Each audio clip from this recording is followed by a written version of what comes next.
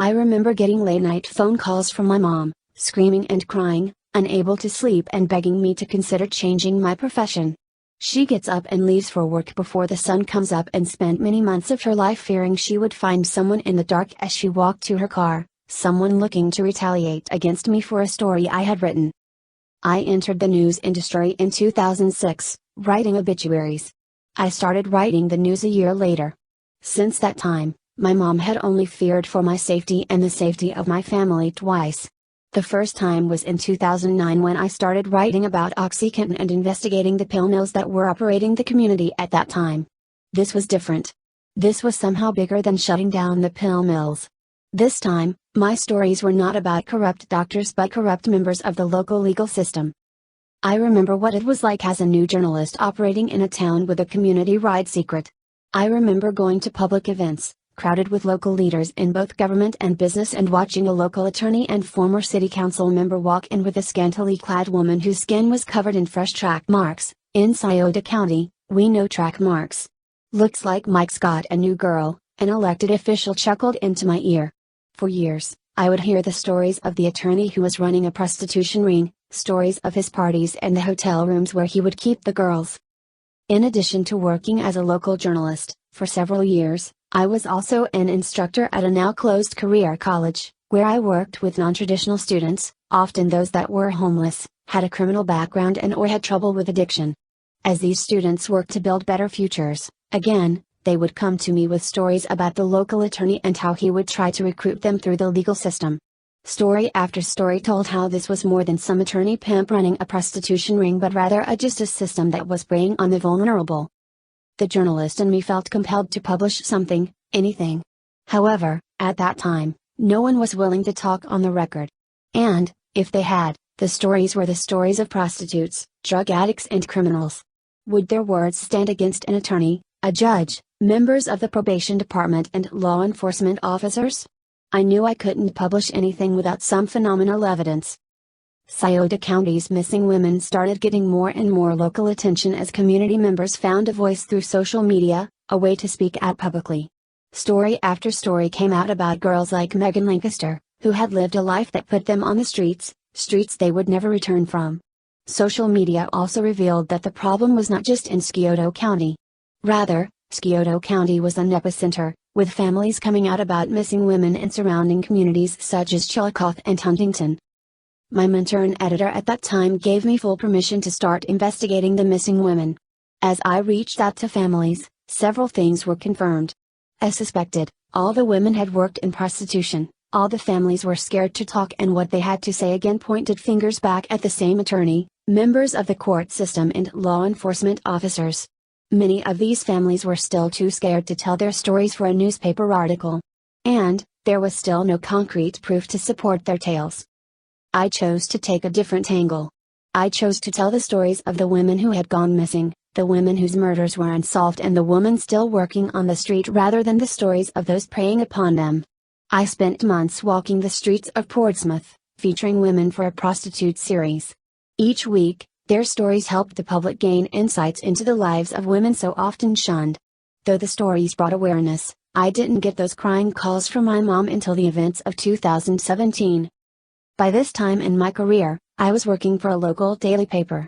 Before getting my byline in the daily, I spent some time working in advertising and sports. In March, I had a desk in the newsroom, and by spring I was back to work fulfilling my commitment to the families of this community.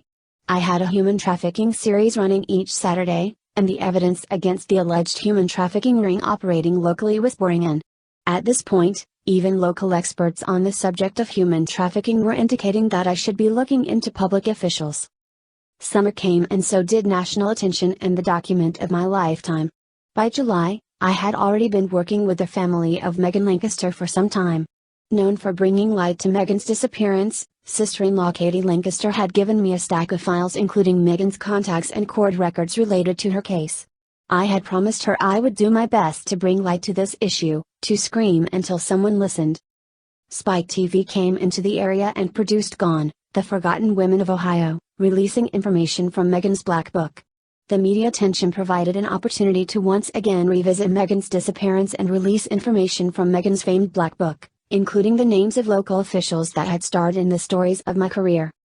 That same month, I walked into work one day and found a package from a federal inmate. Inside was a federal affidavit naming local attorney Mike Miron, former insurance agent Fred Brisker, who has since had his license suspended by the state, an unnamed local judge, an unnamed state judge, and several other individuals as part of a human trafficking ring.